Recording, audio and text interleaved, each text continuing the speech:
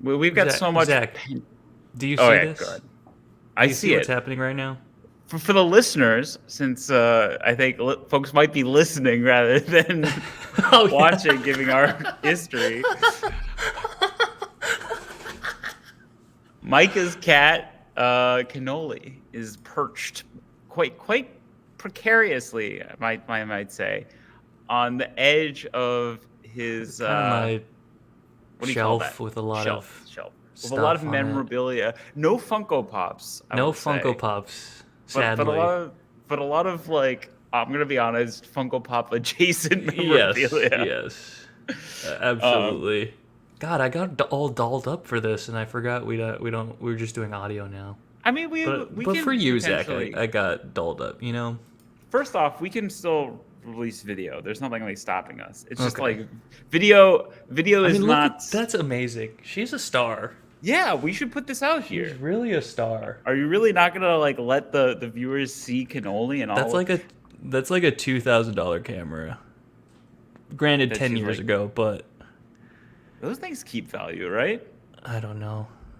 What are you gonna? Are you gonna put it? Oh, well, actually, they're talking about the discourse. It's not a $10,000 camera if you don't intend to sell it. Until you've sold it, it's not a All ten right. thousand dollar camera. Do we get into it? I mean, Yeah, should we let's. Okay. talk? I mean, do we have to table set a little? I don't know. Oh, I have a small skeleton. I think before we do that, right? Okay. Let's do this. This is I Love You Mana. This is a Yes. podcast all about the financial wheelings and dealings that come in when you want to sell a 10-year-old camera. I am one of your hosts, Zach Kagan.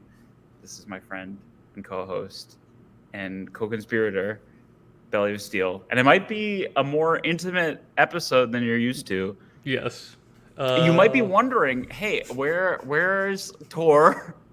I'm wondering that. We're wondering Certainly, that I'm too. wondering that.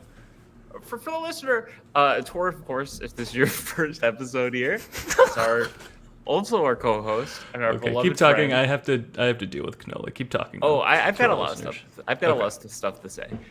Tor is our dear beloved friend and co-host, and he will always be a co-host of this podcast. But he also communicates to us just as much as he communicates to you, which means exactly as much as he intends. Right?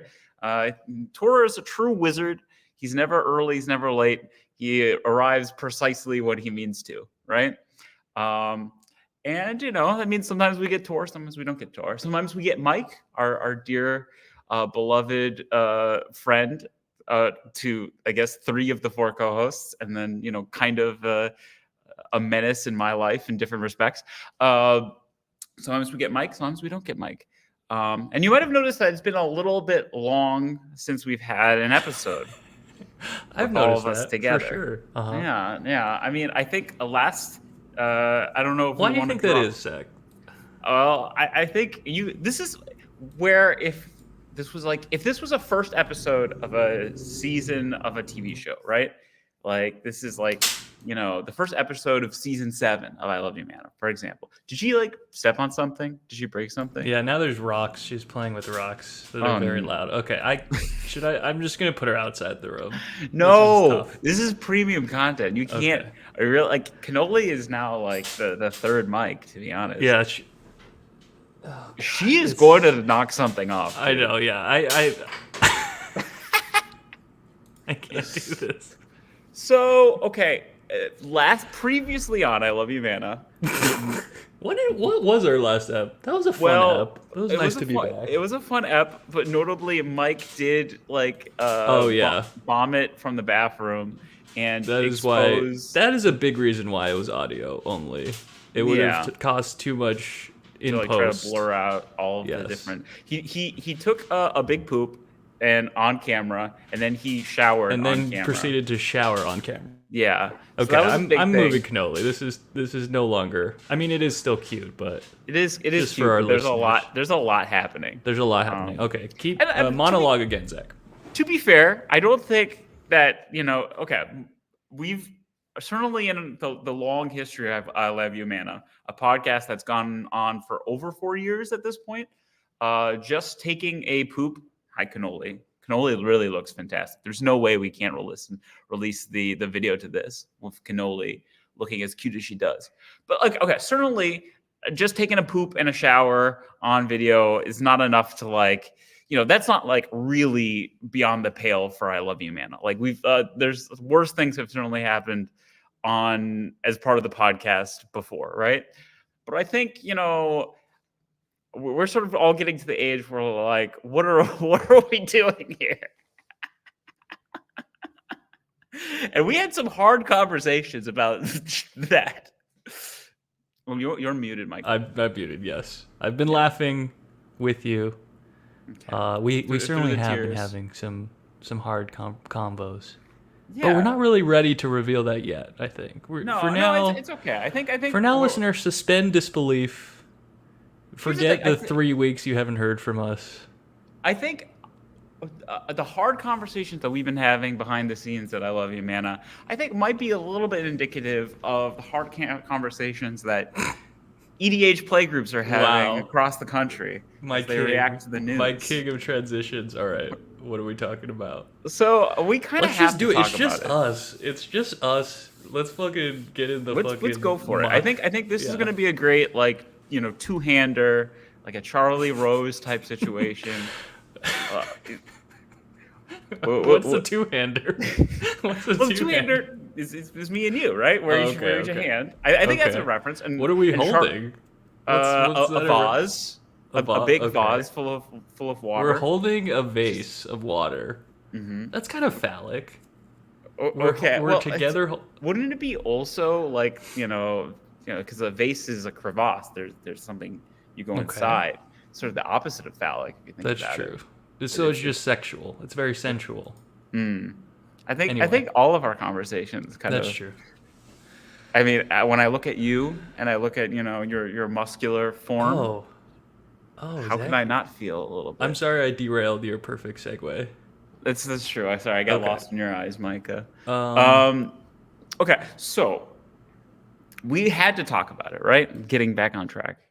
There's been giant news in the Magic the Gathering space, and the discourse, often we love to talk about the discourse. We love when the discourse is going at light speed. Listener, you can count on I Love You, Mana for up-to-date discourse. whenever it happens. But really, the discourse has been going.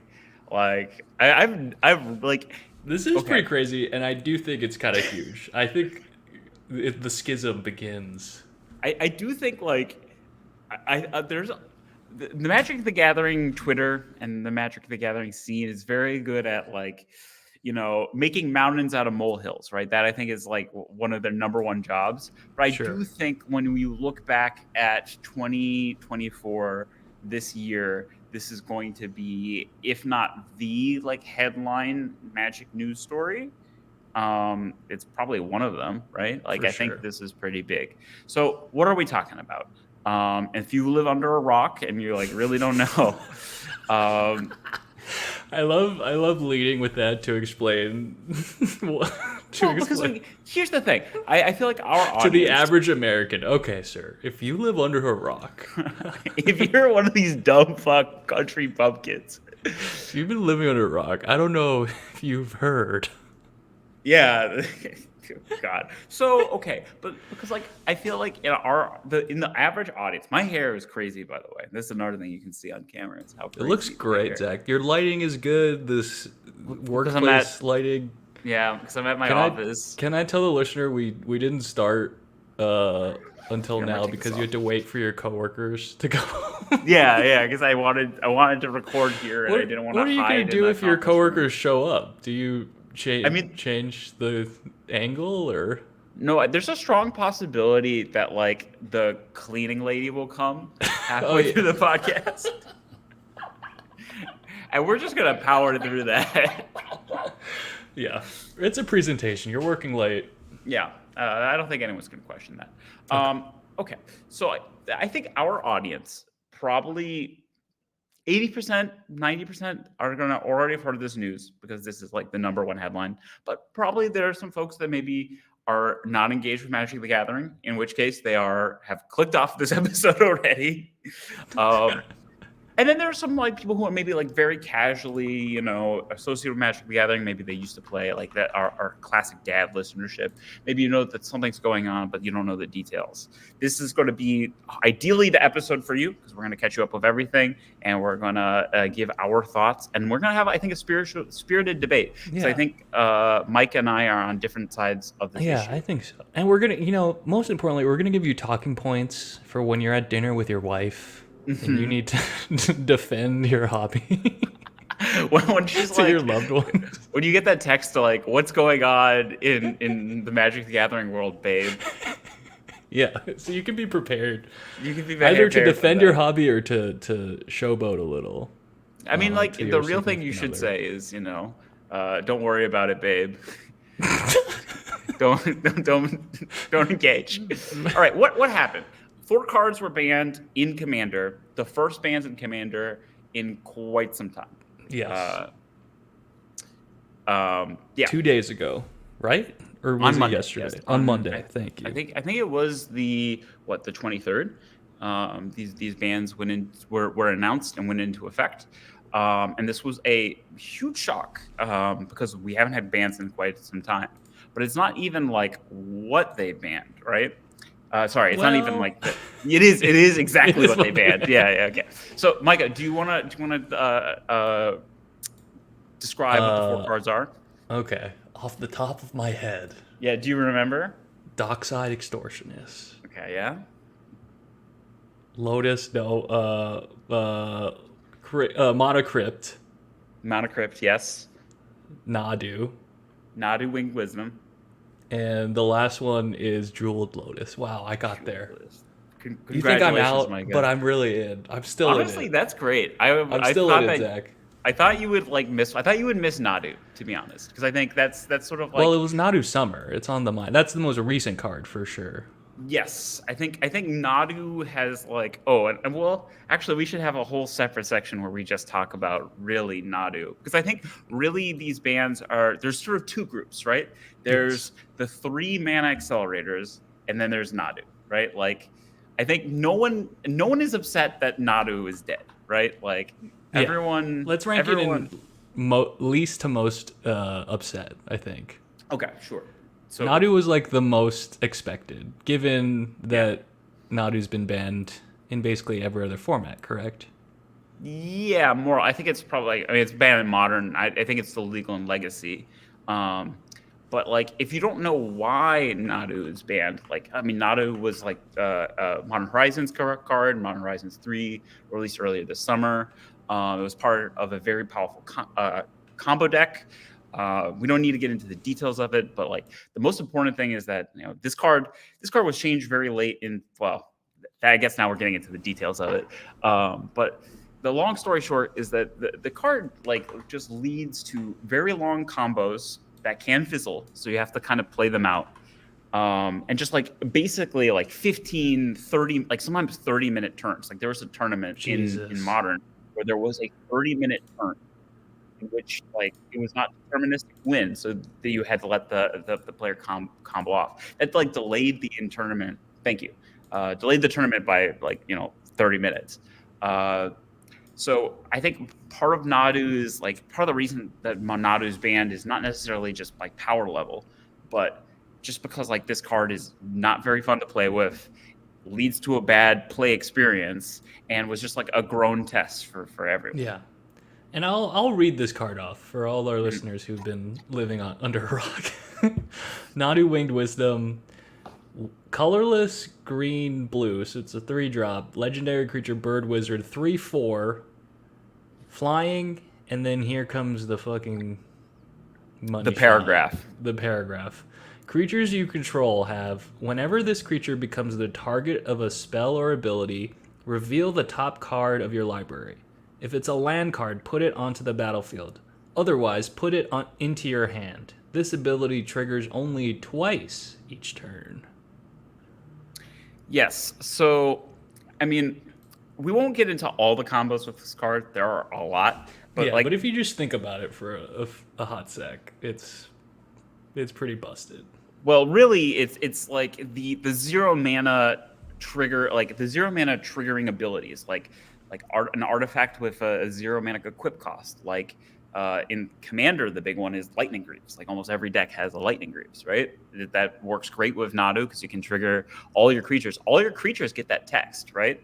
And if you can create more tokens, then you get more creatures to draw more cards. And it's very trivial to do that. And in Modern, they use Shuko, which is an even cheaper enchantment. You could trigger it up with Urza's Saga. That was like, part of the combo. But Nadu, like that whole combo business was just miserable for everyone. I think everyone is happy to be done with the bird. Yes. Goodbye, bird. Dockside? So yeah, now let's go to Dock. And I think you're right. Dockside, I think people are also like, I think people are annoyed that that their value disappeared or whatever. But I think a lot of people did not like this card. Yeah, and this has been like also being talked about banned for a while. I feel like, or on the list. Like you're right. On the they line. Warned us. I think in some of the previous updates from the rules committee, this is the group that is not technically part of Wizards of the Coast that makes these kind of banning decisions. They've talked about in the past that they were looking at this card as a potential ban because of its explosiveness. Do we need to read Dockside? I mean, we'll read all these cards. These are the 4 important cards. We should read them. Okay. Dockside Extortionist. Colorless red, 2-drop, Goblin Pirate, 1/2. When Dockside Extortionist enters the battlefield, create X treasure tokens, where X is the number of artifacts and enchantments your opponents control.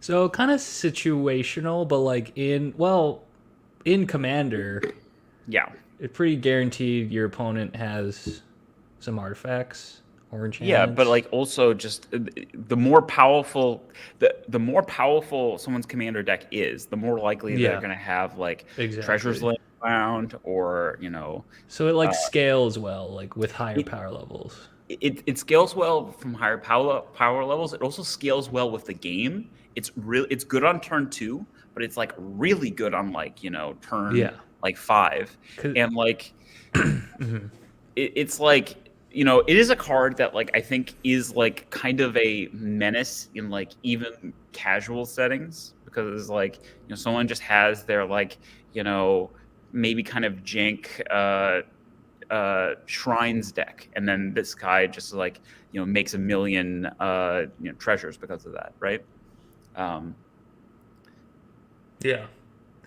Yeah, so pretty powerful. Been around for a minute. Came out in the 2019. 2017. 2019. You're right. Yeah, 2019.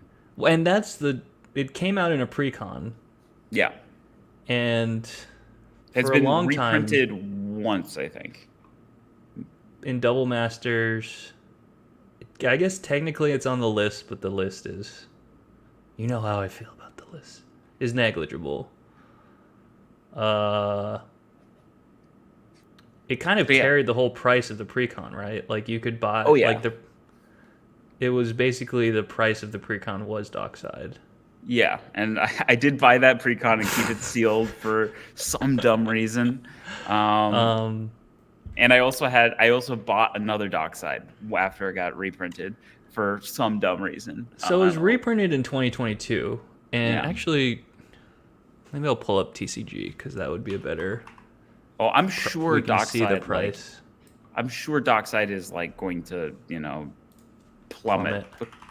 I mean, like you could play it in Legacy. I mean, it's a powerful card, but like your opponent in Legacy, is not going to do the job that you want in the same way it's going to do it in Commander. Yeah. So we're on TCG Player, looking at the market price history. And this is just the run-of-the-mill, the 2019 first printing, which is nothing fancy. But up until last week, it was as high as $82, $83, $84.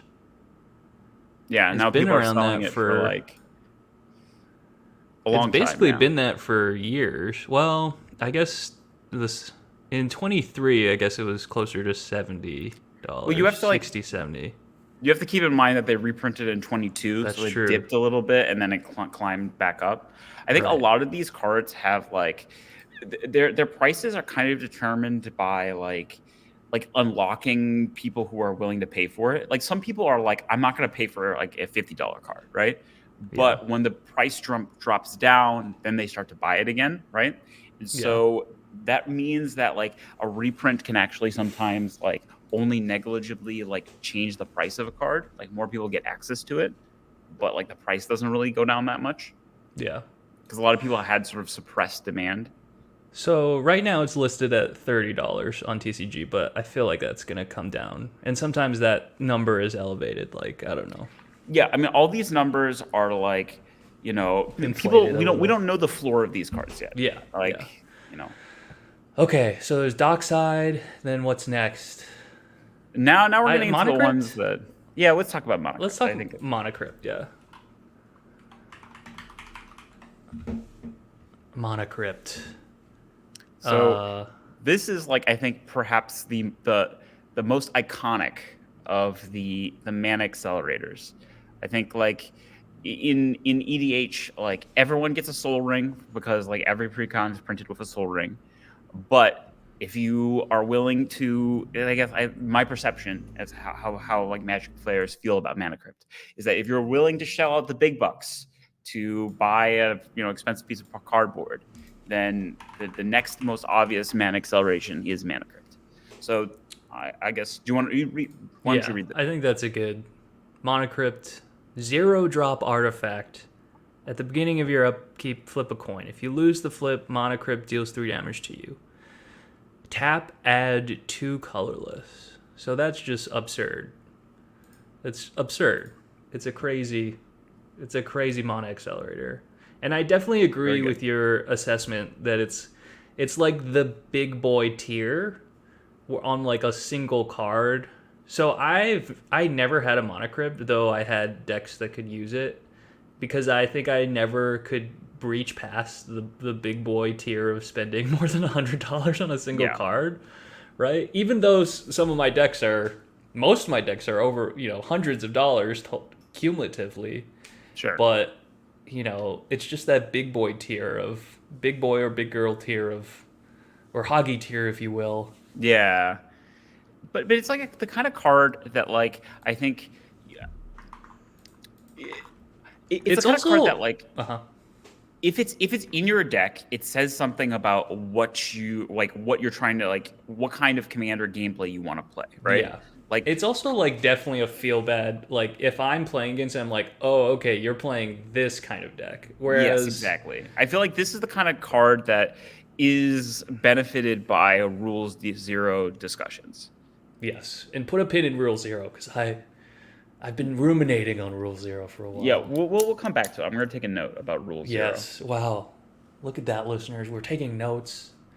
So I have TCG up for Monocrypt. And before the announcement, it was up at 182, just for probably the cheapest version. Yeah. Right and there now, are a it looks lot like of it's more down to expensive 90. versions too. But yeah, down to 90. But even then, like if you look at eBay, and I've been looking at eBay because I have a Monocrypt, and I was like, I tried to panic sell it. And like people are selling it. Selling it. Well, people are like, I've seen Monocrypt sell for like $50, which seems like that seems a little bit low in my opinion. Some people are selling it from like between like 80 and like whatever. Sure. I think Monocrypt has like of these cards has the best chance to recover financially. Is that because it's used in other formats? People play it in Vintage, and it's like also in Vintage Cube. It's restricted in Vintage Cube. I don't know. I think it's also just like it's got the most history of all these cards, right? Yeah. Like when was the first time it came out? Was it Kaladesh? No. Whoa. It's like whoa, way whoa, back whoa, when. Whoa. Like what is this card? Like it's from. It's not from. I'm looking at we're looking at a weird version. Harper Prism book promo. Well, this is 1995. Yeah, what is that set with the Masters Edition 2?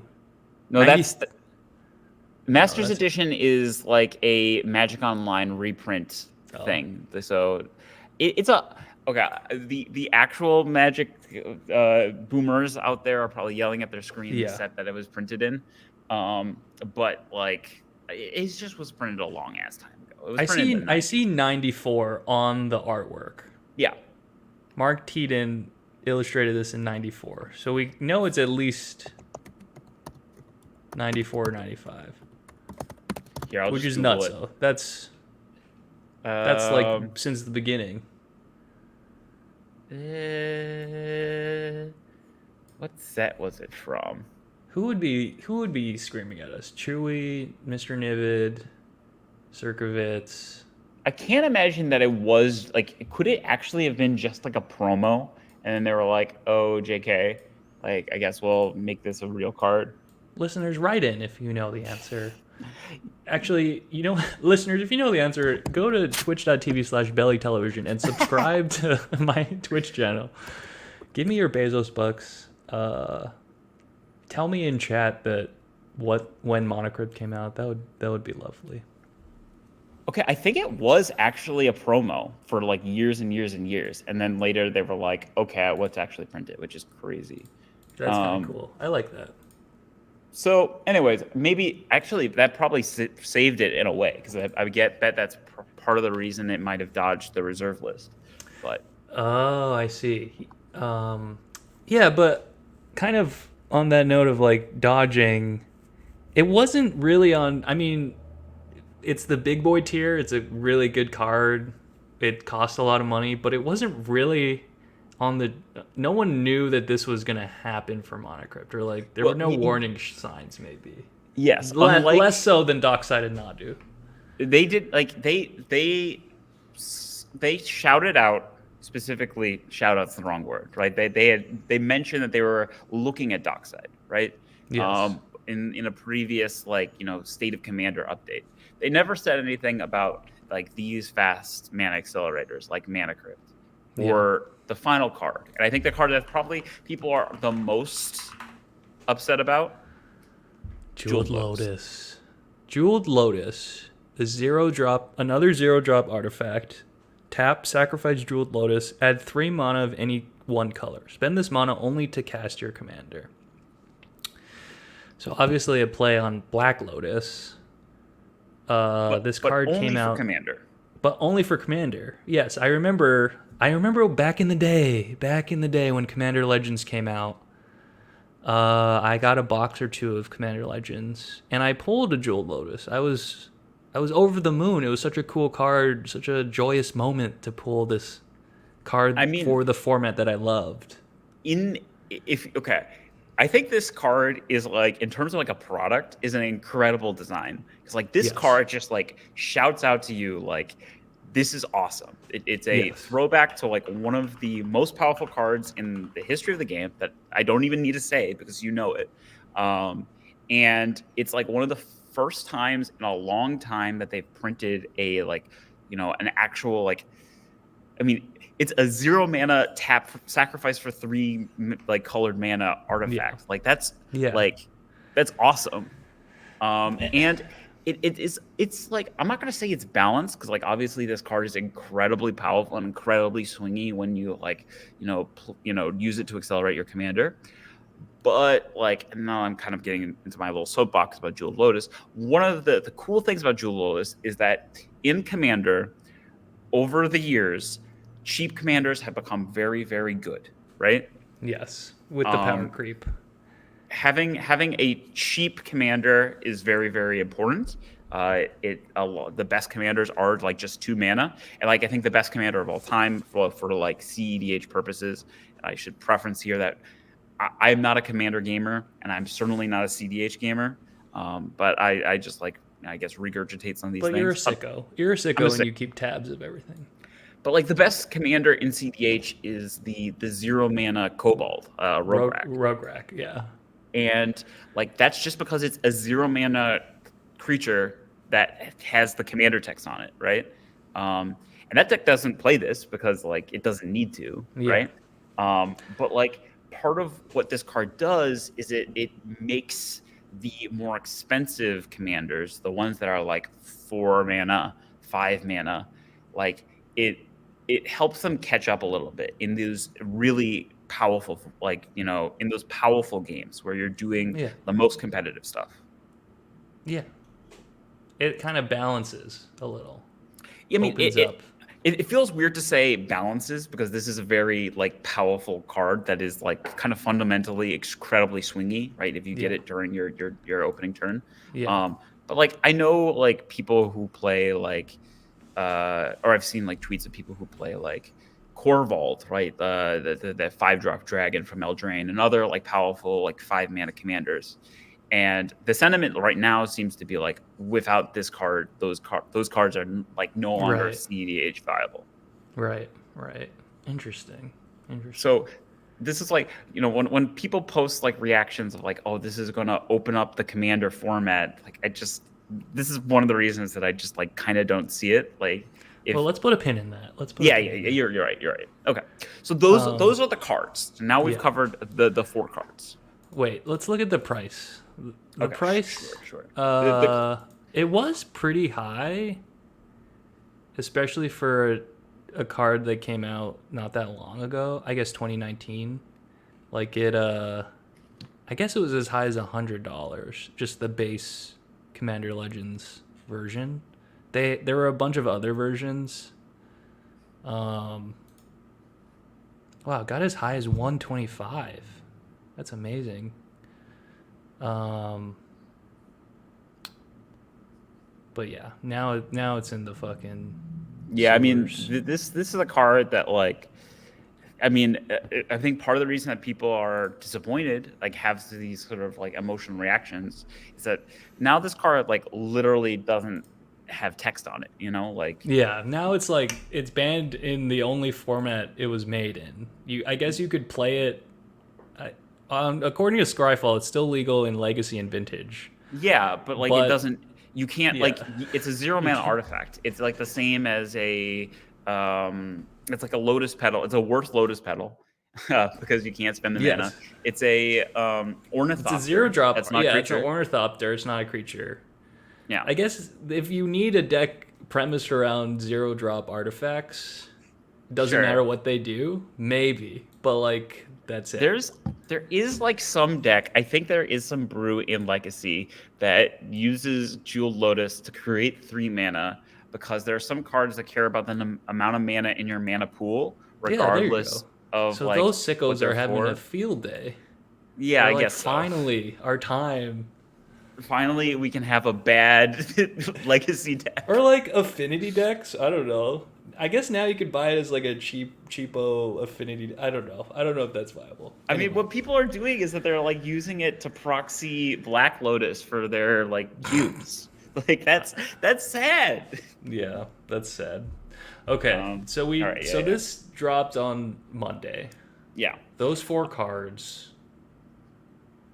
Where do we go from here, Zach? I want to, before we go too far like forward, I want to like step back, which is like how did we get here, right? Like why did the rules committee do this, right? Okay. And so listener, I think this isn't germane to you, but Zach is kind of like squatting and floating now. Yeah. Maybe I am we'll mid-squat. Post this video. Ooh, it feels good too. We gotta just post this on the YouTube. Oh, we will 100% will. Okay. Okay, so how did we? I want you to know Zach is going gremlin mode right now. Okay. Yeah, I'm having a good time. So I think part of this we have to go back to Sheldon Menery. Okay. R.I.P. Yeah, well, it's like a year anniversary of his death. Oh my and there gosh. really has not been. I think part of the reason that we haven't seen bans in a long time is because Sheldon was sort of the person making the big decisions in the RC. The heart and soul. Sheldon was one of the founders, right? If not I don't think sole founder, but basically he didn't invent the Commander as a format, but I think he definitely created the RC, like the organizing body that led to its like proliferation, right? So, you know, Sheldon had cancer and he was very sick for many years. but he had created this like group that had overseen the commander ban list and the development of the format. And so the cards that are on that list are like, partly like the things like the commander ban list in general is a product of its history, right? WotC only started making like commander decks, like starting printing cards for commander in like 2015, right? And so before then, the format was sort of like left from, to defend for itself. And the ban list was an effort to try to make commander like a little bit more balanced in those like wild west days, right? And so a lot of the cards that are on the ban list are a product of what commander was like 10 years ago or over 10 years ago. So a lot of the cards on the ban list, like Coalition Victory, these kind of cards that a lot of these are not that good. Biorhythm, like these cards are not that powerful in like 2024 commander, right? Biorhythm, 6 green, 8 drop sorcery. Each player's life total becomes the number of creatures he or she controls. So first off, nothing costs 8 mana anymore. Well, like expropriate costs 8 mana, which is like that is like a card that like you basically will win the game. Oh. Shout out the art on Biorhythm. I have seen Life's Purpose, and now it is my own. One would assume this is Kamal being shown in the art. I think so. And he's got that is a crazy jawline. And he's got like tigers in his eyes, right? If you zoom in on his eyes, and it's like yeah. But like I see it. I mean, I can see why this card would be annoying if you're like a creatureless control deck and someone casts this and then you're just like, well, I don't have a creature, so I guess I just die. But like all these things are like, at least a lot of the things from back in the day, like Caracas, I could see like why that card would be incredibly annoying in Commander. That's a card that like lets you bounce legendaries. Like that would be, I understand why that's put on the ban list. But some of these are like a product of their, an older era of Commander. Like Prophet of Kufix is a really great example. I think this was banned, it was banned in 2016. And this is like, it's a Seedborn Muse plus a, I forget the other card that gives things flash, but it's a 5 mana 2/3 that untaps all your creatures and lands, and also lets you cast things though they have which flash. is pretty powerful. But like in 2024 power level wise, is like it's whatever, Yeah, there's more powerful stuff to be doing, and I think to be honest, like no one was trying to like really make incredibly powerful decks back in 2016 or whatever. Like cEDH wasn't really a thing back then. I mean, I don't really know the history of cEDH, but I think just like long story short, a lot of these bans were like kind of a vibe based. So like I don't know. That's fine. That's just like what the format has been. Some of these cards are good reason to be banned. Other of these cards are just like annoying, and that's how they ended up banned. And we sort of stopped seeing those kind of like bans, like those kind of vibes-based bans for a while, as my Commander blossomed into a more popular supported format. There were fewer bans overall, because there were larger number of some communities playing the game. The like Rule Zero as a concept started to become like more like talked about and became part of the DNA of Commander in general. And the kind of bans that we started to see are like really sort of like cards that are like designed mistakes or like mistakes or bad or like feels bad cards. So for example, I remember in recent memory, or literally, in the time that I've been playing Commander, I guess circa 2018, maybe there's been others, but Hullbreacher. Yeah. Right? And Golos, I think, is the Hullbreacher and Golos were the ones I remember. But I remember Hullbreacher because that's Commander Legends. and I had pulled a few of those, and it was very quickly banned. First printed, I guess not that quickly, 6 months, 7 months, 8 months.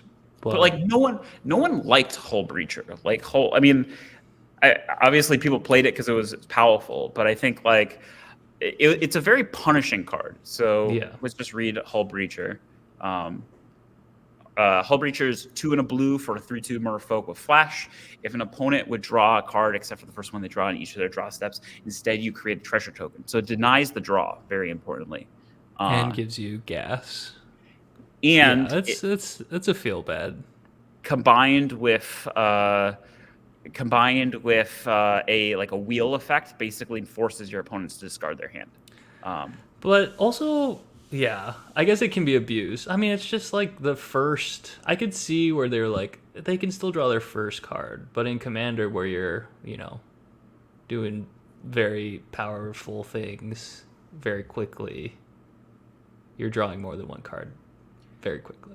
Yeah, I think a lot of decks need to draw multiple cards to catch up, and I think like for example, I can't remember if it's Leovold. There was a Sultai commander in the past. I think it's on this list here. Leovold, Emissary of Trest, that got banned for a very similar reason. It has that piece of text that says that each opponent can't draw more than one card each turn, which and that was a pretty quick banning too. Leovold was printed in August 2016 and banned April 2017. So there was Golos, to be fair, I just want to say that if you want to pull off this trick of playing something that stops people from drawing cards and then wheeling, you can still do that because Narset is Heart of Veils is still in Commander. That's still legal. Lutri, this is another great example of a card from that era, which was banned before it came out, actually. Yeah. I remember this because Ikoria was one of my favorite sets ever. And they banned it before it even came out. Yeah. They just banned it they saw it, but the reasoning is fine. It's just it would go in any deck. That its companion requirement is fulfilled by any commander deck. Every commander deck is singleton. So I understand why they did that, because they didn't want every single commander deck to have to play this in order to be even though but I think the important thing to point out here is the vast majority of these bans are vibes bans. They're not power level bans. Commander does as a format does not really have power level bans. If it did, Soul Ring would be in the conversation. Not Dockside, Thassa's Oracle and the Dark Consultation or whatever that combo piece is. That would be in the conversation. Sure. And I think even if we're talking about gameplay feels bad. Commander still lets you play Armageddon, mass land destruction. Still lets you play stacks pieces. Still lets you play Rhystic Study, which is kind of an extremely annoying card, right? It slows down the game. You have to ask someone, do you pay the 1 every time they cast a spell? So they make these vibes based decisions. They're not universal because they can't be. There's too many cards in Commander for them to really do that. So we saw a slowdown overall of bans. It has not been a while since they've had a big ban. And I think people coming into this season, I don't know if this was a scheduled ban announcement that people weren't really paying attention to, or if they just basically came out with this. But if people expected a ban at all, they would have expected Nadu, because Nadu is that kind of. I think you're muted, Micah, or maybe my. I'm muted. Sorry. Thank you. Okay. But you're doing great. You're doing great, Zach. Well, people expected Nadu because it's that it checks off the boxes of that vibes based. This is an unfun play experience, and people are kind of would rather just see it like be, put on the shelf with the things that they do not touch, rather than, deal with someone, whatever. The same, it checks off the boxes for why they banned these cards. The sort of other mana accelerants was a surprise, because it wasn't that kind of thing. I think this represents a sort of change in the mentality of the rules committee. That seems to have been brewing for a while. They said that they've been thinking about this for over a year, that they really want to prevent the amount of lopsided starts and fast mana speeding up the game. Yeah, and I'll say I'm toggling through the different quarterly updates, I guess, or monthly up. I guess it's it's almost monthly, quarterly. I'm toggling through the updates, and as recently as July of 2024, they flagged Nadu, like in a big way of like Nadu's feel bad. We're monitoring it. I guess like if you want it, I guess they were fact finding for Nadu, which is interesting. August, they talked about the Silver Border project, which we don't have to get into. Yeah, that's a whole other kettle of fish.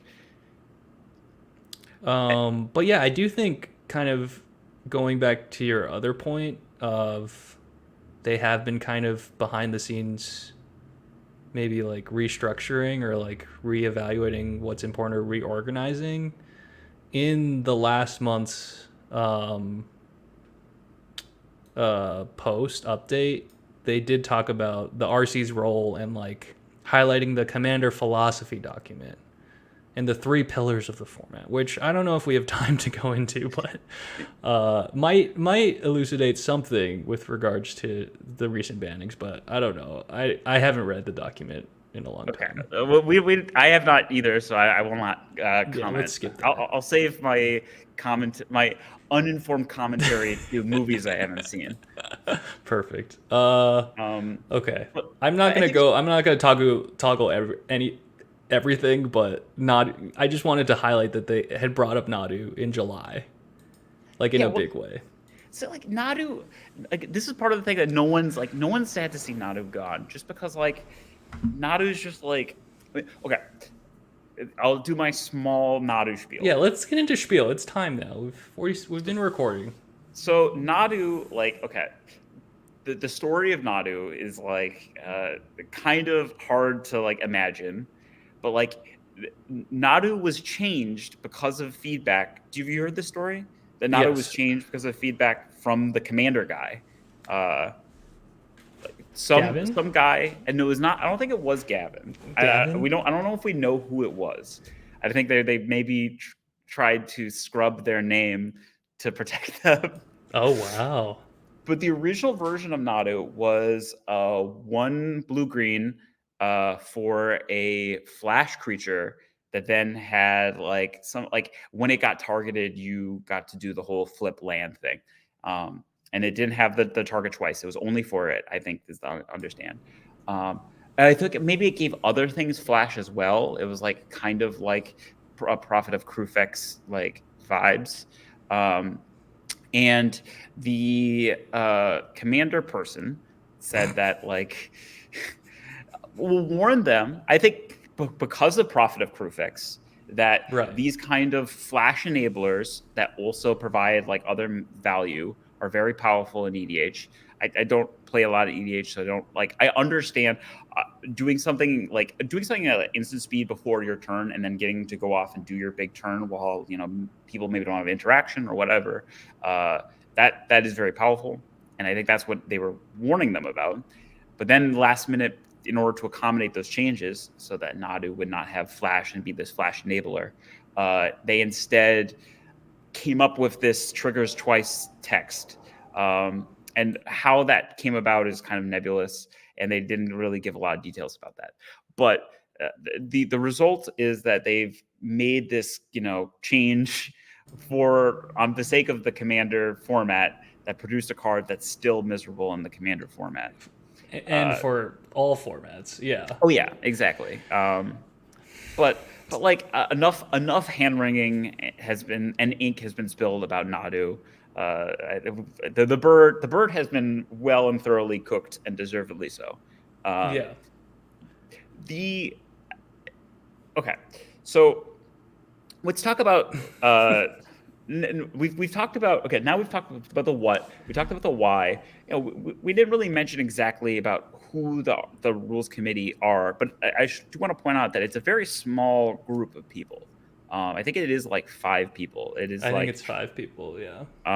And here are their addresses and social security. No, I'm kidding. So I think let's talk about like what do you think their goals are with this change? Well, what was can we do reactions, personal reactions, and then let's start to psychoanalyze. There's that gremlin smile, listener. Why don't you go first, Micah?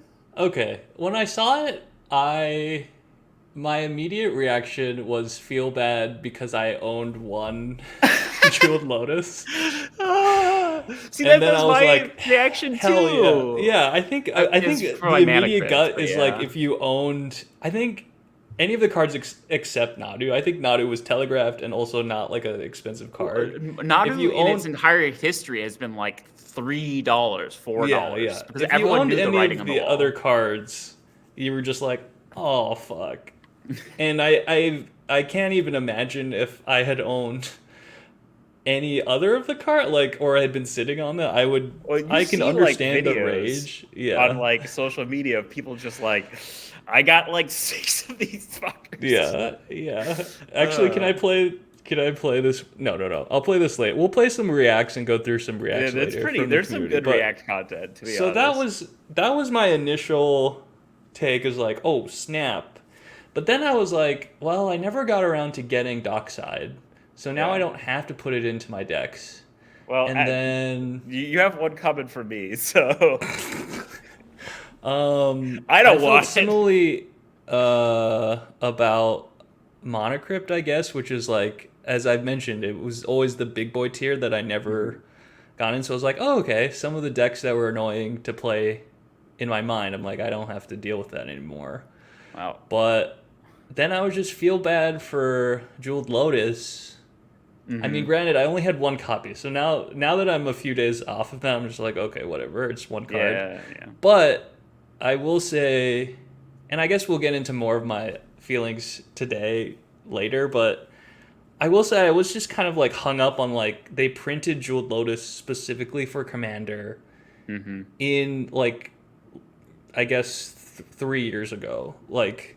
Yeah, but they reprinted it last year. And they just reprinted it. They just reprinted Monocrypt, and not just, but like they've reprinted the 3 fairly recently within the Hoggy last way. 2 years. Yeah, so with all arts and special treatments and Yep. I think there's even like some secret layer special treatments like arriving now-ish, like for Monocrypt or whatever. So that's what I was getting hung up on, like, God, Jeweled Lotus really that much of a problem? And it was printed for Commander specifically, and there was no warning signs, which I want to get into like insider trading and like that aspect. Like, we all want to be Nancy Pelosi's husband, I guess, of like, why give us some warnings. They did have a document where they like kind of spelled out some of their thoughts behind this change. Here, I'll link it to you.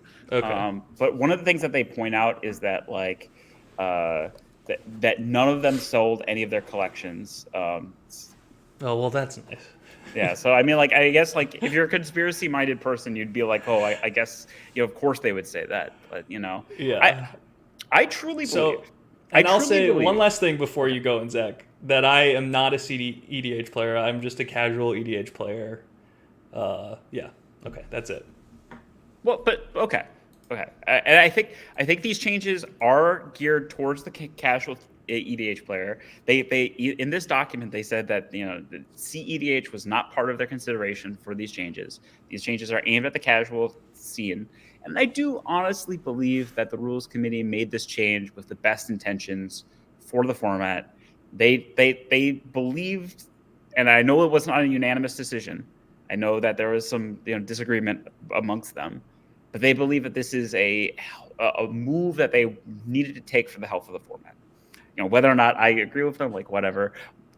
If answering your question, my reaction was, well, I own kind of two dock sides. I own two dock sides, and I own a mana crypt, and it's actually very sad. I won a mana crypt from like a tournament. Like, I think I remember that.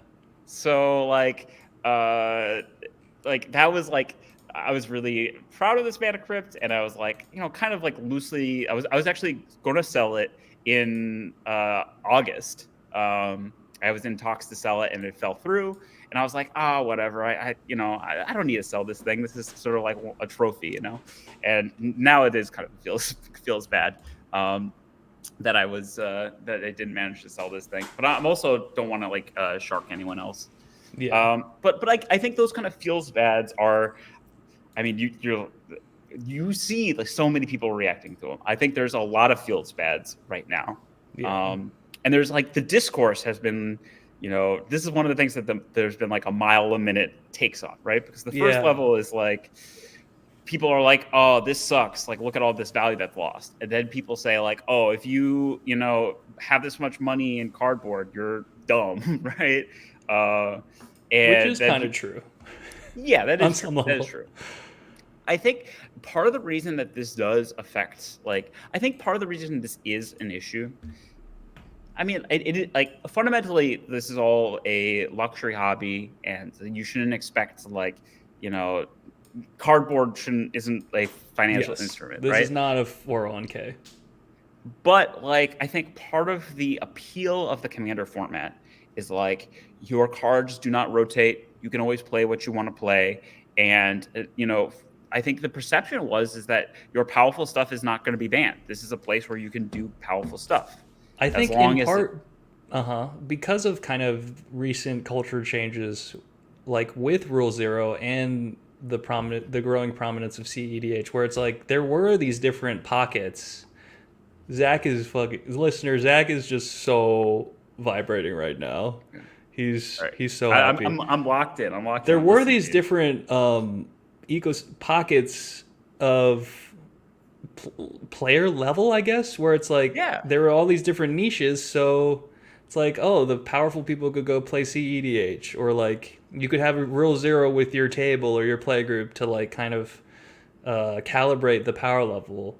I think it's like a pretty simple thing to just be like, hey, I would prefer to play EDH where we don't have like powerful mana accelerators. Yeah. And then if you have like stuff like Mana Crypt or Jeweled Lotus or whatever in your deck, would you mind powering it down for this, game or something like that? My play group, my Commander play group, and just general play group, which is just 4 people, and we meet every other month or every 3 months. But that we is took out Soul Ring. Yeah, we don't play Soul Ring in our decks. Look at you. Good for you. You know what I mean? So we have a little Rule Zero. So all of that said, I feel like it was okay. It was okay to have all these different power levels existing. I don't know. And I think, for me, when it comes to when I look at a ban decision, I kind of want to see some logic for why this. And I think the vibes-based banning decisions of the past, right? I think can a lot of times be explained with this is not the kind of experience we want to curate, and even though some of them don't really logically make sense or whatever, you kind of get what they're trying to tell you with these bans, right? It's not a power level thing. It's often just a kind of we find this gameplay unfun and we don't want to encourage it type of thing. But this kind of decision isn't that, right? And I think that's why it caught people off guard a little bit. Yeah. And I guess we should talk about here that there were feel bads and then people who took it too far and were harassing. Sure. Threatening. Magic players are, as a class, pretty terrible people. I don't know what to say. Just they're the worst. Invariably, they're always it devolved to that. And I think they even had to like people within the RC had to like protect the one. There's one woman on the RC, and she was. Olivia, they were getting like an inordinate amount of the hate, and so which is like crazy because like it like Jim LePage, who's another guy on the rules committee, came out and said that well, he came out and said that Olivia was advocated against the banning of that. So that sucks. That's terrible to see. It's but sort of. What else? Where do we go? Do we talk discourse now? Yeah, I think we're getting into the discourse. I mean, like, I think some people talked about, like, some people reacted with, like, the lost money for stores. I think there's definitely a lot of, like, okay. When we talk about let's play this now. I'm going to start interspersing. I'm going to start interspersing some community reacts.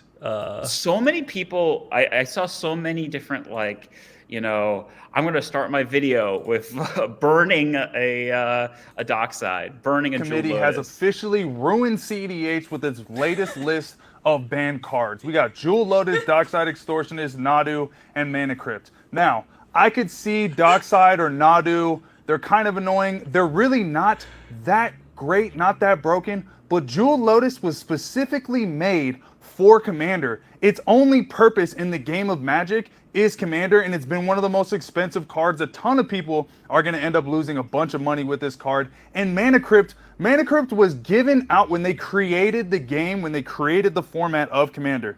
They gave out Mana Crypts for free. It is a part of the game, okay? The rules committee is trash.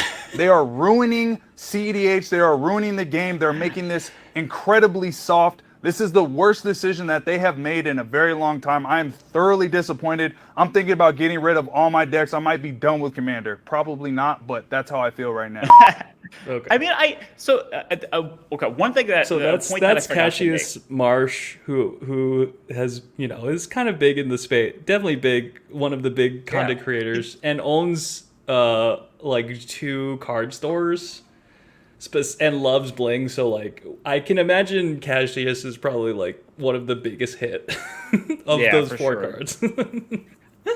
Okay, so here's the thing. I think my point that I forgot to like properly articulate is I think the perception has been that if you invest in these kind of like powerful, you know, cards, like they're relatively safe in that like people did not expect that they would get banned. You would be able to play with them for a long time. They don't rotate. You know, there's not like the same kind of like meta rotation like in like Modern or whatever. Whenever they whenever they print a new Modern Horizon set, it's hard to imagine they're going to print something better than like Jewel Lotus, right? You know, so I think people felt safe putting their money into these kind of things. They felt like, and even though I understand like these things are not financial instruments, they're not like, you shouldn't feel like this is like value that you lost if you're never going to sell it. Like, I understand all these points, right?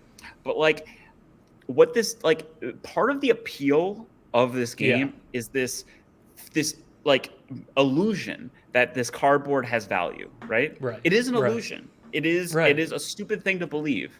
But if you are telling your consumers that, oh, you are actually stupid for, you know, buying this, you can't use it anymore. It's now like, you know, you can't actually play with it, even though you can rule 0. I understand. It sends a signal that says like it sends a signal that you are dumb for putting value into this, and that's like the illusion for everyone. Exactly. It breaks the illusion. It breaks that little je ne sais quoi of what made Commander so amazing. The Hoggy the little Hoggy spark. They desparked Commander essentially. You know, I'm thinking it's just like Sol Ring, right? Which seems like Sol Ring is maybe on the table now, or we're now in a paradigm where Sol Ring is on the table, and it's like they've printed the fucking. I'm thinking of the serialized Sol Ring cards that are thousands of dollars, right? Where it's just like, if that's in jeopardy, like it's we've been desparked. What about the anime smothering tithes and Ristic studies that they printed that were like chase? Okay, settle down, mythics. Zach. Settle down. Well, I'm just saying, waifus. like, what about the sweet wife? No, I'm kidding. The pure innocent waifus. But like, I don't know. Like, those are also very powerful and very annoying cards to play with, and they could be banned. You know. So can we get into that was Cassius's response. I would say the command zone people are pretty distraught, and generally they haven't come out as of recording with their video, which I think should be dropping soon. But both Josh Lee Kwai and Jimmy Lee are not a fan of the bans. I will say, I think Josh Lee Kwai made a poll of like, did you like this or not? And when I checked it, it was like 50-50. And like a lot of people responded to it, which I thought was interesting. I think the average casual Commander fan is at least like probably neutral on this. Because like, I'm guessing the average Commander player does not own these cards because they're expensive. So Josh Lee Kwai did a poll. Do you think? Do you want to describe who the command zone is, just in case like someone doesn't know? Okay. Oh, if they're living under, they got to this point, and Josh Lee Kwai was there. Like, who's Josh Lee? I got Cassius Marsh, but who is Josh Lee Kwai? Okay, Josh Lee Kwai. The command zone is like the biggest YouTube commander the biggest commander YouTube account, and I honestly like the craziest produced commander gameplay videos you can find and content. And they collaborate with WotC all the time. They're they're more or less mothership. Yeah, they're mothership adjacent, I would say. Yeah. So his poll, Josh Lee Kwai is part of the Commander Advisory Group. Yes, the CAG. What is different, the CAG? Which is adjacent to the rules committee, but apparently different, and we'll maybe get into that a little more. But I need to say this. So 18,934 votes. 50.3% of people thought it was good bannings, and 49.7% thought it was bad. So it was like more parity than I thought. It was way closer than I thought it would be. But I think that, I don't know. I think that speaks to what you're saying. Like, a lot of people didn't have those cards, and it was not feel bad for them. So I don't know if it's like strictly, I wonder what the split is like. If it's like, oh, I just didn't have these cards, or like, I just don't want to like play with this kind of fast mana. The problem that I find with this is like, let's talk about fast mana just really quick. They did not ban all the fast mana in Commander. You can still play Lotus Petal. You can still play Mana Vault. You can still play Ancient Tomb, the land that taps for 2 colorless and like does damage to you. And those cards are probably going to be more expensive now. Yeah, they didn't ban Mox Diamond, which is I think a reserve list card that is legal in Commander. They didn't ban. I mean, we can go on and on. They didn't ban they could ban the Signets, which is like, obviously that's a lower level power, but like it is a card that is like in every single Commander deck. It does homogenize the format. There are the rituals, like Dark Ritual, right? You can play Dark Ritual in EDH. I think Commander decks, like cEDH decks do, because it is just like, a mana positive spell. And that's not banned either. So like, it's not like as a class they've just removed these things, but they took out some of the, I think notably the most popular and expensive options. For whatever reason, they signaled these two out. So and I don't think their intention is to remove clearly their intention is not to remove all of the fast mana, because they left Soul Ring in, right? And they seem to imply that they have no plans on cutting out Soul Ring. And when we talk about like explosive starts in Commander, like if your deck has like 3 manic, like really efficient mana accelerants, then there's like, there's like a chance that like, okay, maybe someone got one of their pieces, but I got one of my pieces, like whatever. Yeah. But if every deck only has one piece of like super push mana acceleration, it like makes the variance more like, drastic, Mm-hmm. So it's not necessarily a great move to just be like, oh, we're going to, prune this from the format. That's my soapbox, but like, yeah, that's interesting. And something I was thinking about as I was ignoring, something I was thinking about as you were saying all of that, Zach, was maybe it's also linked to price. Like, these were fast mana that were expensive, and Sol Ring is reprinted and ubiquitous that it's a $1 card. Like, part of it is accessibility. I don't know if like, I haven't looked at their justifications, but like, is that part of it? Like, they want the game of Commander to be more accessible. Okay, part of what they said, the thing that they said about Sol Ring, I think, is just like, it's a groaner for. Because they like had some like line about like, if you pull up their reasoning, they had some line about Sol Ring being, a fundamental intricate part of the identity of Commander. Like it is a very like kind of wishy-washy thing. Right. And I think a big part of it is that every precon comes with a Sol Ring, and they don't want someone to show up with their precon and then not being a legal deck. And if it's just that it's such an iconic part of Commander, as Cassius said, they literally, like, I don't know, Monocrypt was like part of Commander too, or like made for the Commander format. I don't know. So or Jeweled Lotus, like, that is kind of an arbitrary distinction of like, it has become synonymous.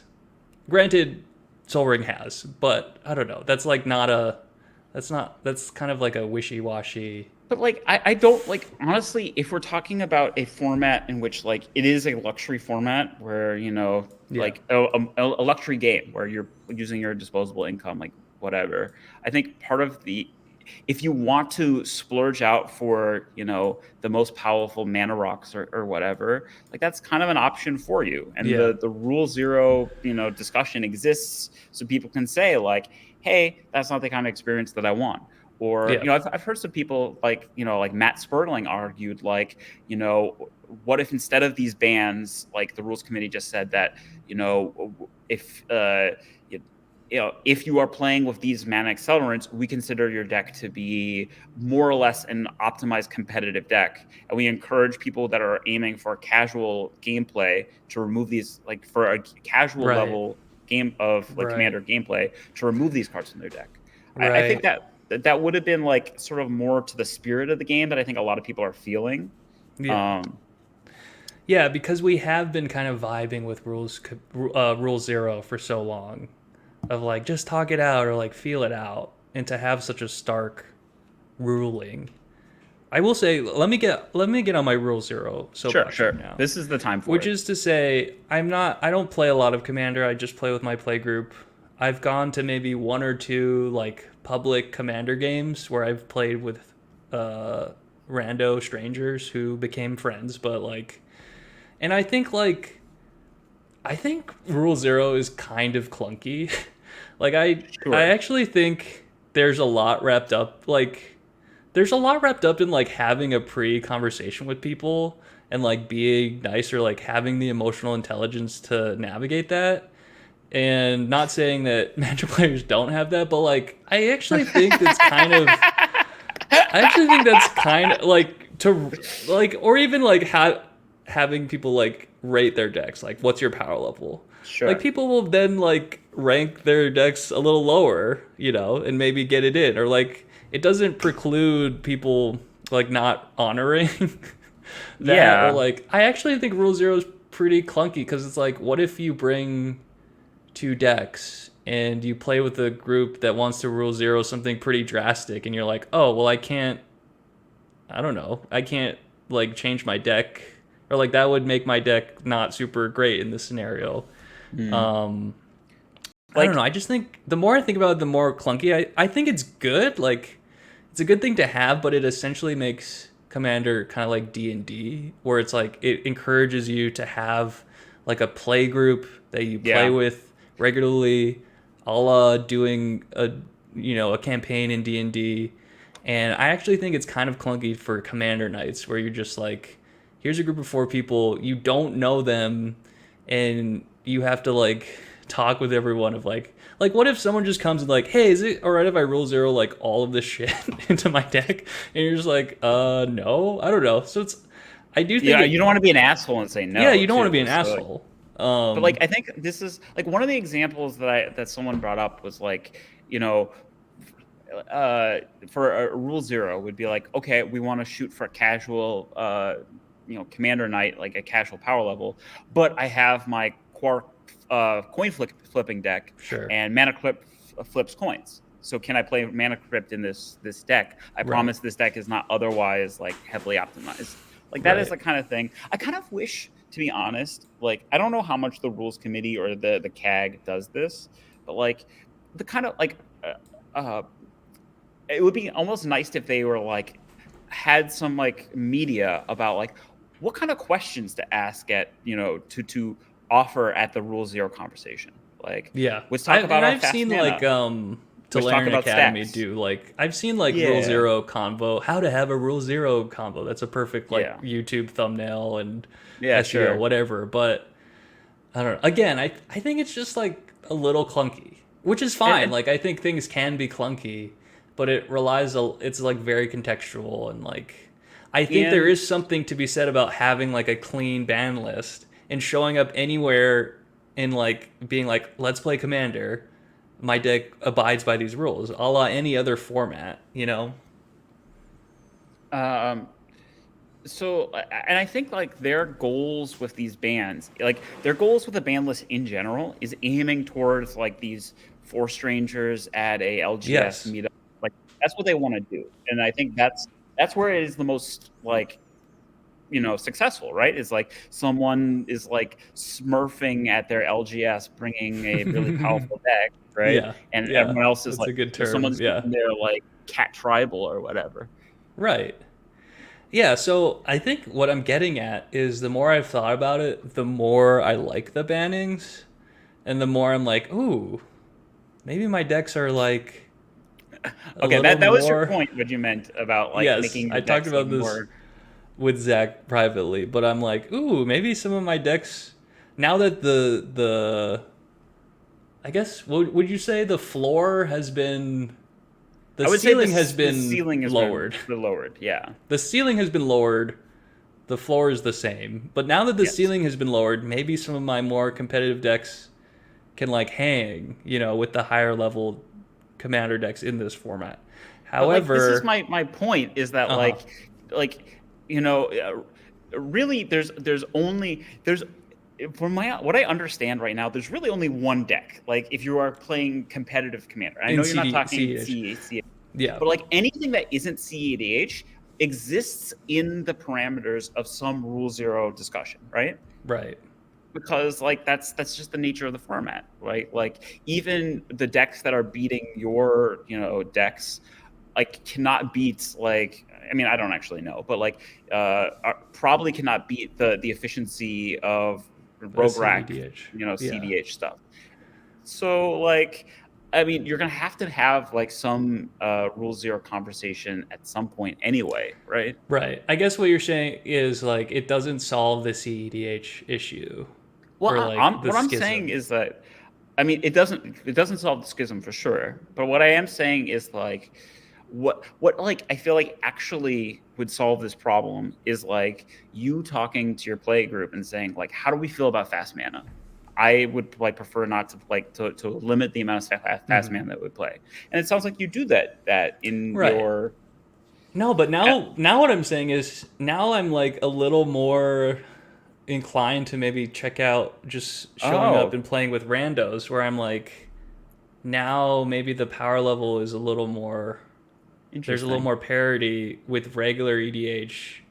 Like, I think it's easier to say, oh, is this or maybe they're synonymous. I'm like, is this a cEDH There's a lot deck, of room or between is this like a optimized. Right. Yeah, exactly. There's a lot of room. You know what? Like, it's a shorthand of like, oh, if you show up to a EDH night, Commander night, and you're like, oh, I want to play Commander, and the table can just be like, oh, we're kind of like a cEDH pod, and be like, okay, Yeah. I'm not in their league, but like anything else is kind of fair game, right? I don't know. Like, I think cEDH is a good shorthand, whereas like once you start getting into like, okay, how do we feel about fast mana? How do we feel about counterspells? How do we feel about remove? You know, it's like that is like maybe more clunky, where it's like you have to, and with the play group, that a regular play group, that's maybe appropriate, or like that would happen, right? But like I think for like showing up on a Commander night, playing with randos, that's a good point. And then like, because like sometimes you're gonna find people who are like, oh, I don't want to play with counter spells, and it's just like, right. Oh, well yeah, okay, that just I like don't want to removes play a with big part of the game. Right, yeah. So it's just like, you know, you can like often end up in impasses there, right? And so I think part of the the existence of the ban list is trying to get to a place where the most number of people can sit down together and just start playing with as little friction as possible. And I guess, I mean, if that's clearly their goal, and I think maybe if that really is their goal, and they want to like prune Commander until they get there, they might have to do some more bannings. Right. Yeah, like this opens the door for like, if this is the vision, then probably some culling needs to happen. We're going long, baby. We're going long. There's so much to talk about. We've been holding it in. Zach's been holding it in clearly. I think there are a few other like threads I want to talk about. Okay. Well, no, I'm glad, because I feel like I've kind of said more or less my piece. Okay. I have a few other notes, but I think my big points have been taken. So I think, well, I'm gonna pass it to you.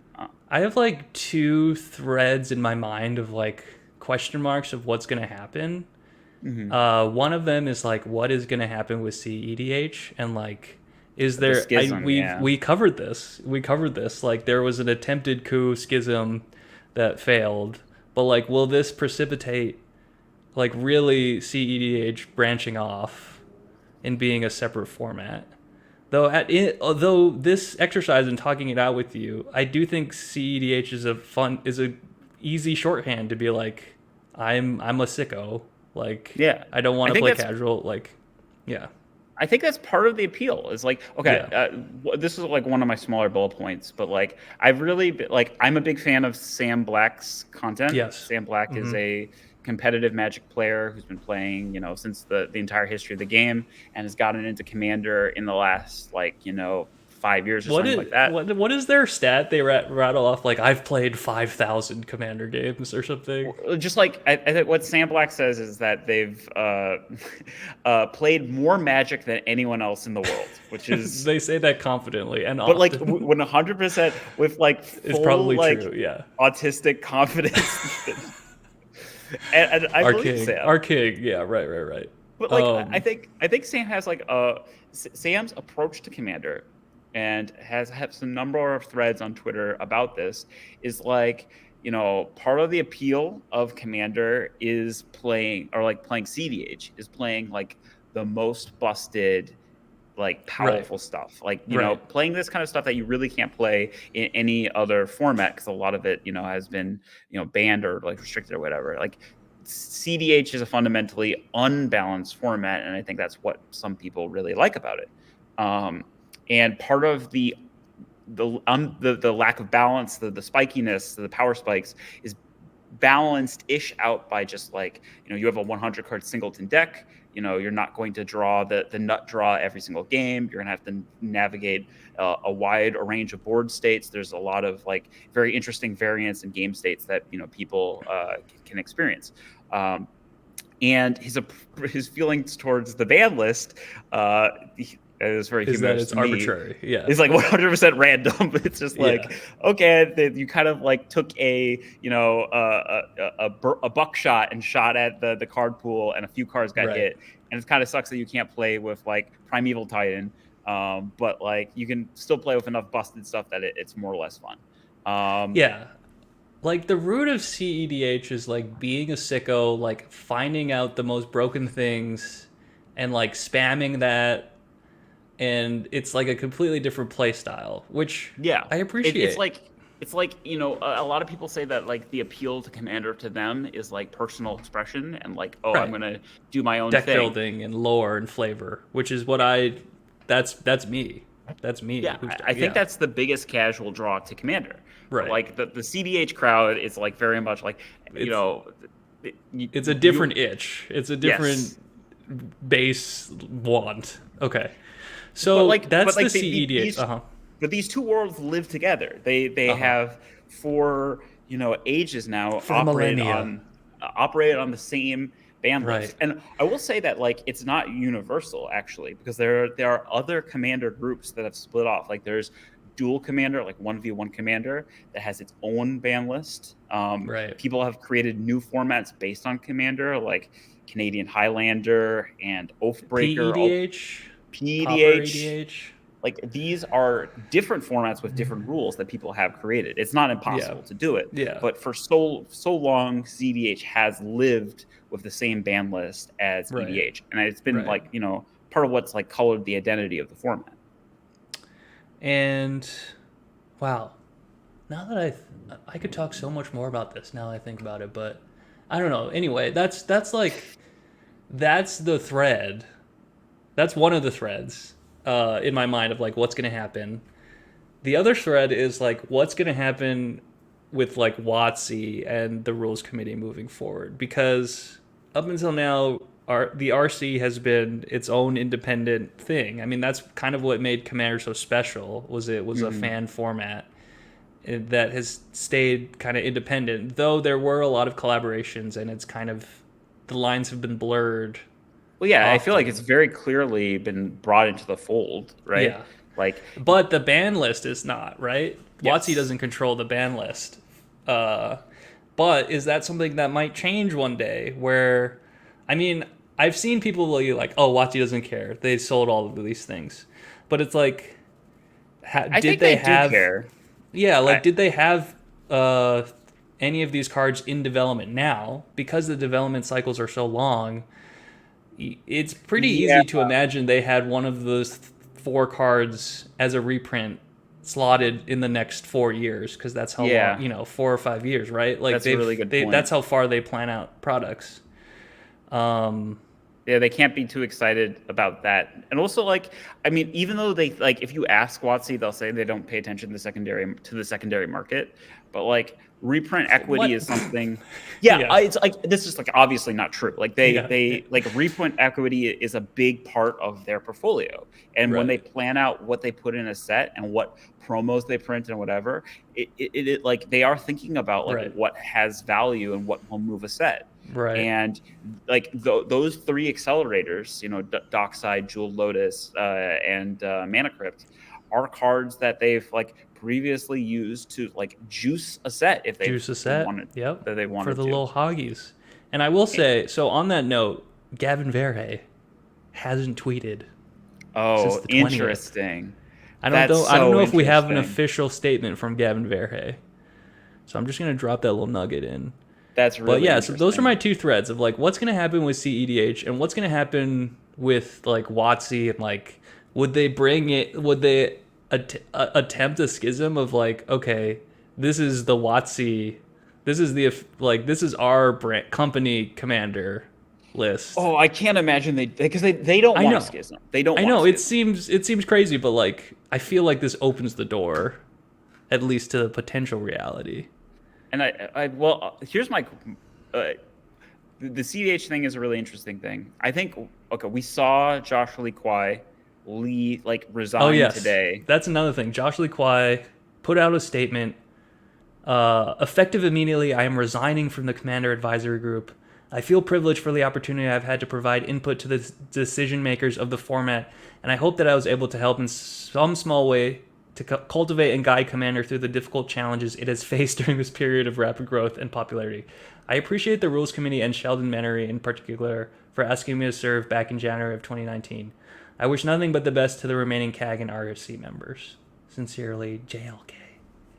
So I think the sentiment, and I don't want to put words in anyone's mouth, but I think the sentiment is that the CAG more or less are kind of figureheads.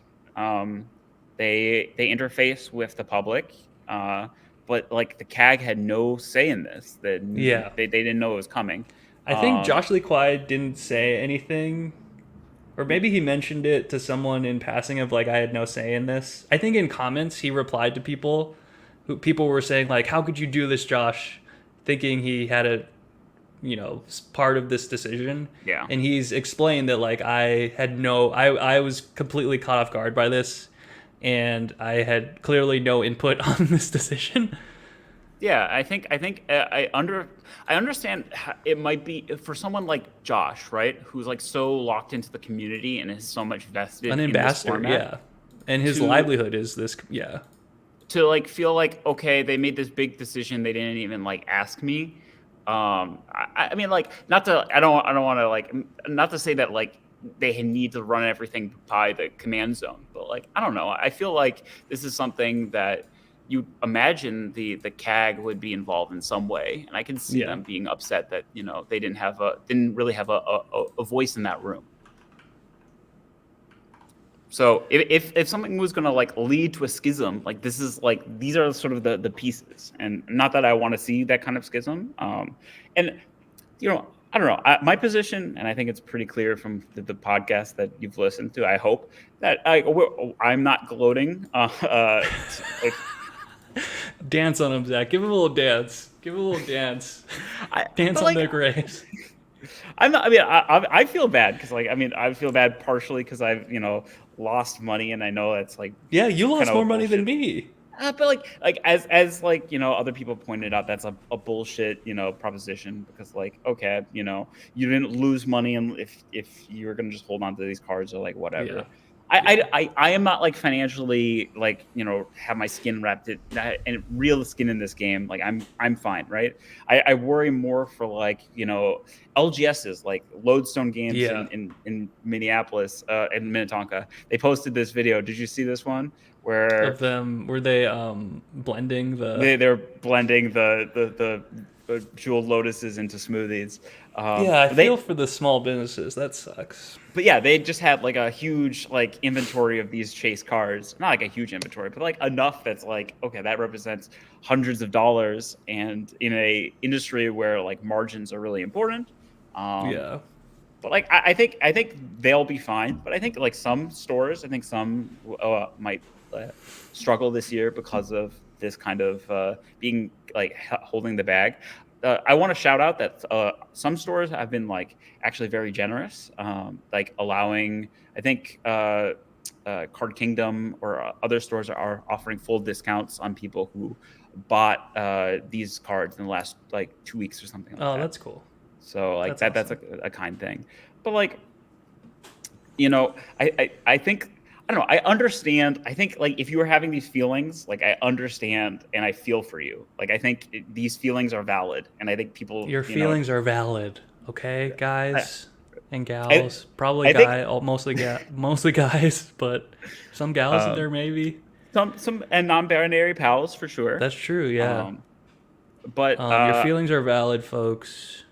But like obviously you don't have to be kind to other people and understand. Always be kind. Don't be a meanie unless they deserve it.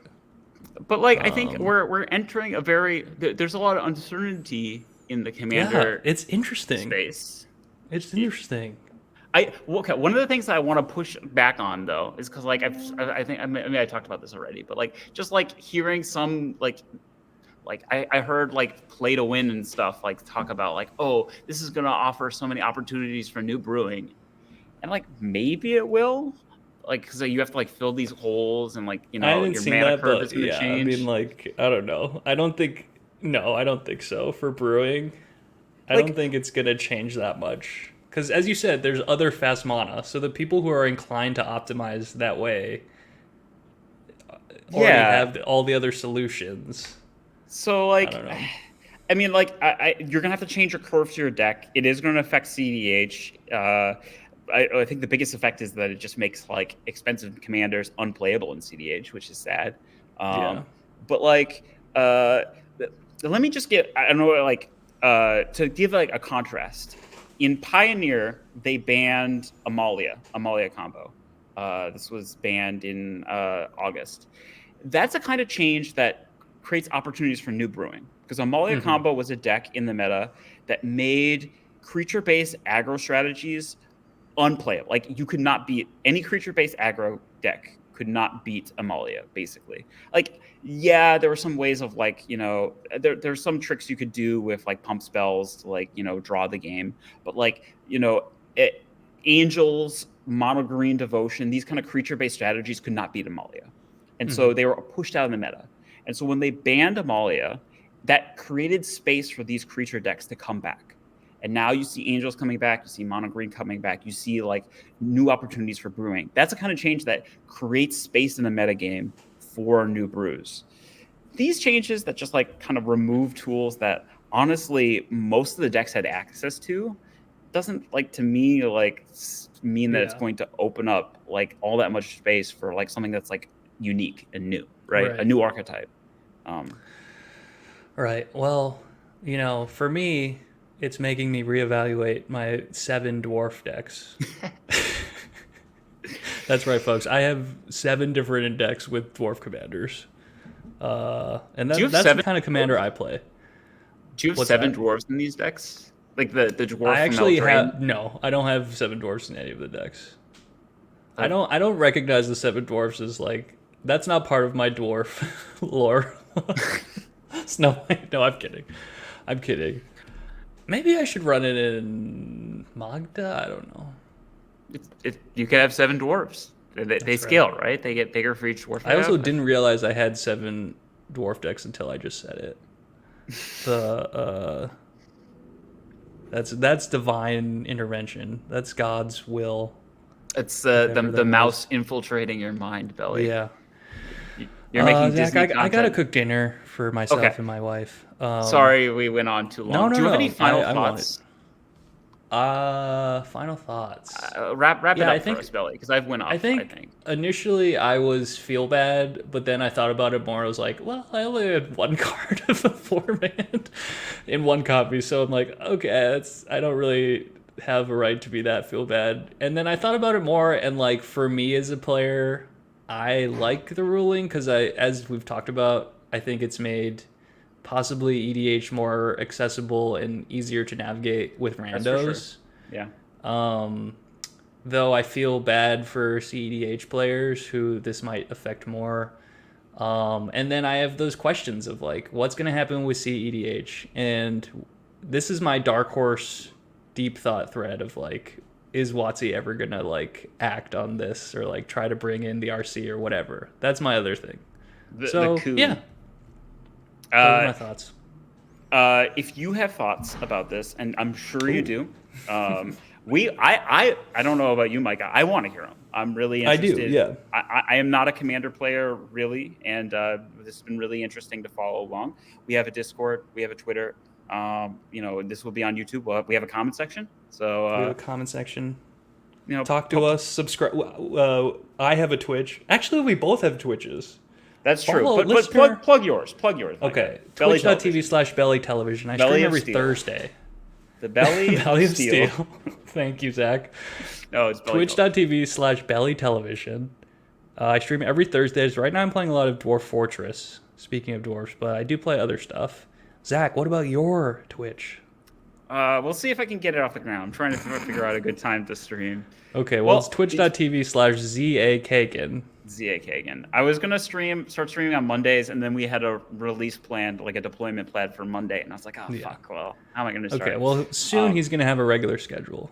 Once I have it, you'll see it. And I just want to point out that the cleaning lady did just step in, so I think that is our cue. Okay, we love you. I love you. I love you, Mana.